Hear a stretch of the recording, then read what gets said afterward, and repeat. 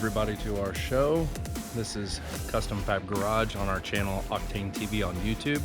Make sure you go down below and hit that subscribe button, and on top of that, make sure that you hit the notification bell so that you can get all the new content that comes out weekly and even every day. Today we're going to be doing this 2005 Chevy Tahoe. We're going to be doing a remote start, new radio, and some other modifications done to this, but we're going to show you each individual thing between the remote start, radio, backup camera, and all that on different videos. And then we'll put one that shows everything as well.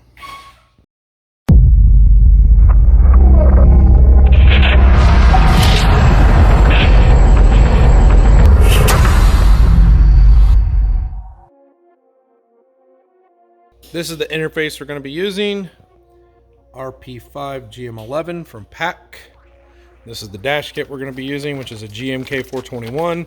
These are all parts that were brought into us by the customer. We did not supply these. I will put links down below if they have them available on the internet. That way you can use them. We also should have an antenna adapter. I believe it comes into here. Yes, here's the antenna adapter. Here is all the parts for the PAC piece. You will want to set right here your dial for what type of radio you have. It's the first thing you need to do. 3 for Kenwood. 3 for Kenwood. These are all the harnesses that come with it. We're going to show you how to use this. This is a really nice interface module. I definitely recommend using this for any of the vehicles that you use. And this tells you over here, like, set it for 3 for Kenwood. That's what we're going to be using today, is the Kenwood. The actual head unit we're going to be using today, the DNX695S. I will put a link down to that as well if this is available. They may not have the Exelon available, but they'll have a unit pretty similar to this. This unit is supposed to have everything. Customer brought this into us, so this is not a unit that we actually sold to him. We'll show you all the parts that come with that as well, as well as the installation.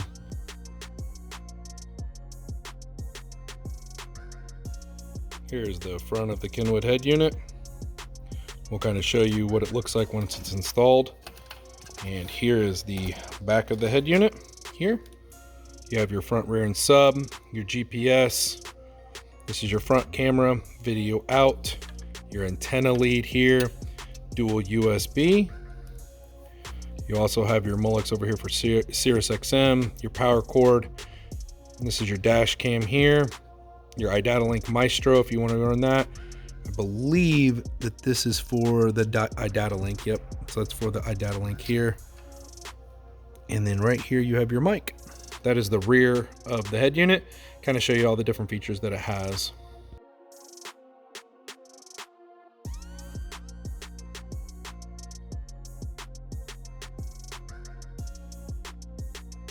These are all the parts it comes with. Navigation antenna.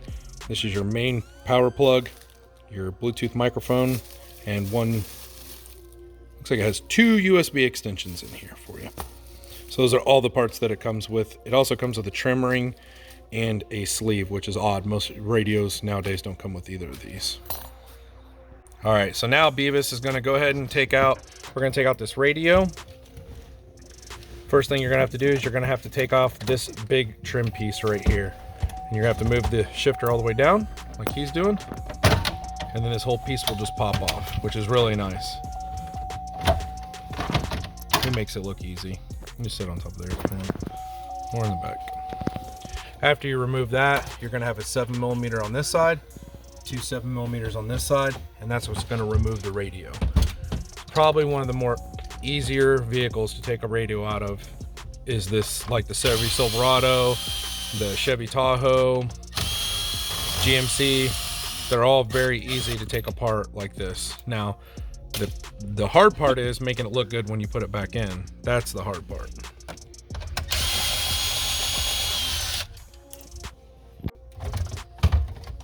Now, if you pull this out and you can't get this all the way out, one trick I'll tell you is remove this, and then you'll have to go up underneath and push the harness back. That's how I get it. Sometimes these harnesses are caught up and you can't get them out. It makes it such a pain in the ass to get these out. He's pulling the antenna out right now, and then you'll have 2 plugs. Some of them will have 3. Here's your antenna. There's your plug. Little button here you get to push to open it. Yep. Then there's another button right here. Yep.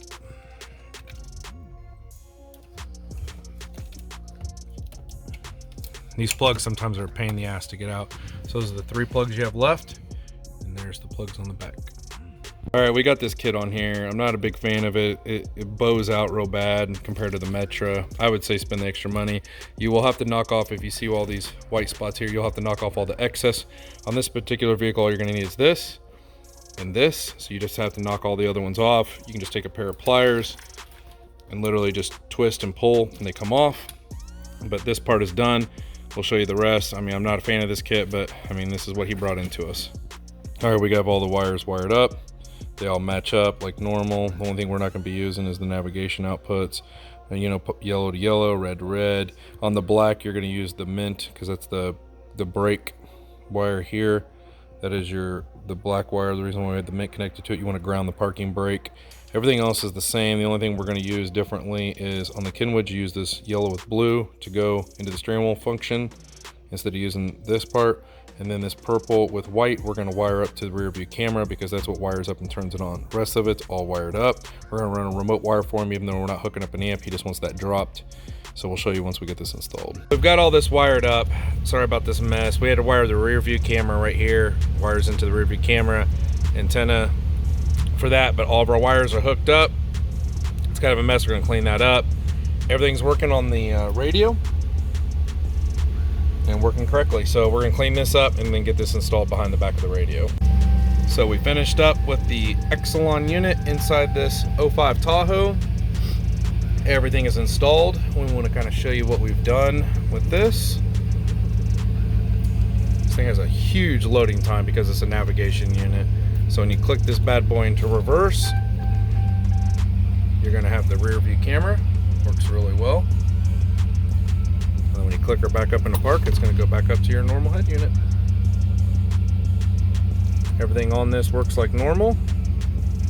You have your volume up, which controls your volume. And then your seek, when you push that, it's gonna change your radio station.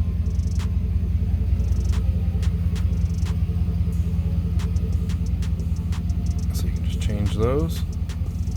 And you got your volume over here. Here's the rear view camera we installed right here. Makes it really kind of stealth and nice and hidden.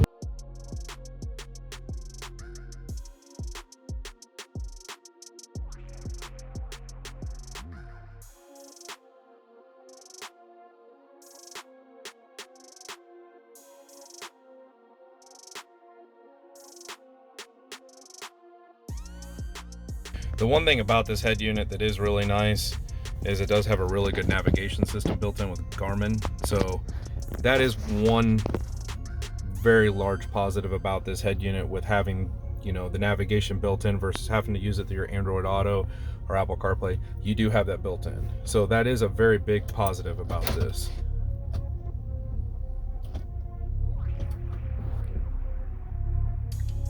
It's a nice backup camera. All right, so we set up the Bluetooth so we can kind of show you what it'll look like when you do the Bluetooth on this Exelon head unit as well.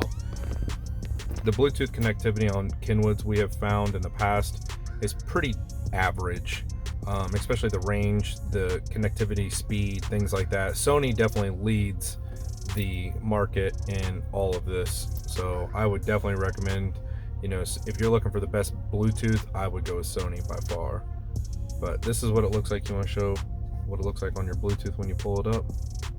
So when you run Bluetooth, click on that, show me what it's going to look like. This is what you kind of get when you run through the Bluetooth and things like that. It does have a parametric EQ that's pretty nice built into this. All Kenwoods have a really nice parametric EQ. I feel like that is the one thing that Kenwood has, is basically a lot more connectivity over the parametric EQ. You can change the frequency range, everything like that. It does have that over a lot of other head units. That is one of the greatest selling points of going with the Kenwood. If you're a person that doesn't want to run a DSP, you don't want to run an amplifier, and you're running like stock Bose or stock head, speakers, or just even aftermarket speakers off the head unit, this will work great for you. But if you're a person that runs an amplifier or a DSP, you're going to have all that stuff built in. So that makes the biggest difference. But looks really nice when you're going through on here. It's really clear, easy to use on the Bluetooth, everything like that. So I mean, honestly, Kenwood gets a lot of thumbs up from us on the way that this works, the connectivity with the Bluetooth. Everything on this head unit is either average or above average, I would say. The only thing that I think is a little bit on the average or below average side is the way that these button configurations are. The layout of this head unit, the way, the size and things like that. That's the only thing I feel like it doesn't look as clean as all the other head units. It looks a lot cheaper with those cheap buttons on the side. You know, they could have used a knob like they did in the previous ones, which a lot of people liked. A lot of people don't like these up and down buttons. They prefer the knob. So that's the only thing I feel like they fell short on, but it does have all these features. You've got Waze, you've got YouTube, you've got all these different things that you can do with it. So that's the one thing that I can say about this head unit, is packed with features. But as far as looks wise, it kind of falls a little bit short. So that's the only bad part about it. But other than that, I don't have anything bad to say about it at all. It's a great head unit. Just want to let everybody know what we kind of personally think about it. And we'll probably make some more follow-up videos on the longevity of these head units, because that's the only thing we have found. I've been doing this for over 20 years. Some Kenwood head units, I'm not saying all, but some Kenwood head units we have found only have a typical lifespan of 3 to 5 years. I've had to replace around 5 to 10 head units from Kenwood that have only lasted in between the 3 and 5 year mark, and then they just started having problems with Bluetooth and things like that, and then I had to replace them. And I replaced them with a Sony, and I haven't had any issues at all. So it's nice. But that's the biggest thing, is longevity on these head units.